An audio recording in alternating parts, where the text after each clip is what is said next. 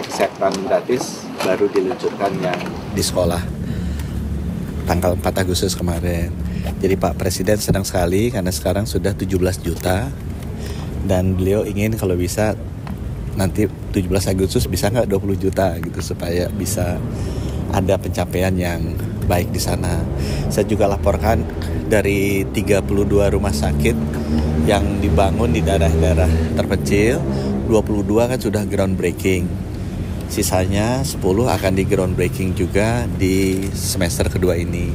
Diharapkan mungkin 12 sampai 15 rumah sakit bisa selesai juga di tahun ini, dan itu masyarakat senang sekali dengan pembangunan rumah sakit di daerah-daerah seperti Redabolo, di Borong, itu daerah yang pasti teman-teman nggak pernah dengar lah.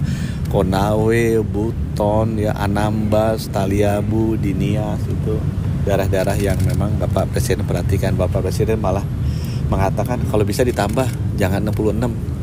Beliau pengen kalau bisa 514 kabupaten kota semua rumah sakitnya bagus-bagus. Ya. Kemudian kita juga bicara mengenai rumah sakit ini, kalau udah ada alat-alatnya kan butuh SDM dan butuh pembiayaan. Dia juga menyampaikan bagaimana arahan supaya dokter-dokternya, dokter-dokter spesialisnya itu bisa dipercepat. Kemudian mengenai pembiayaannya juga bisa dibuat lebih baik lagi. Gitu. Terima kasih. Mungkin ada maksud dari Pak Presiden mengenai CKG ini?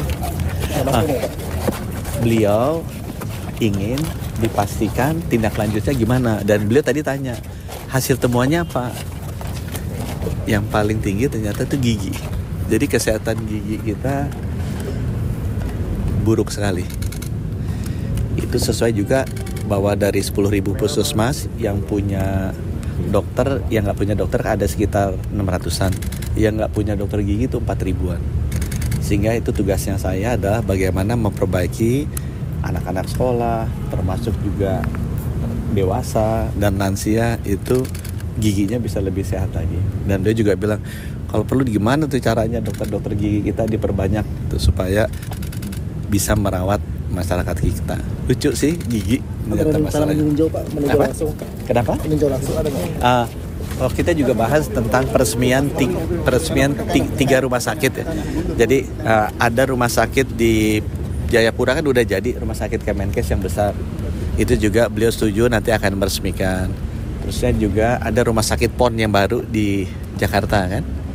Kalau teman-teman naik Cawang itu kelihatan gede kan. Nah, itu rumah sakit itu juga beliau setuju mungkin dalam waktu dekat akan diresmikan beliau.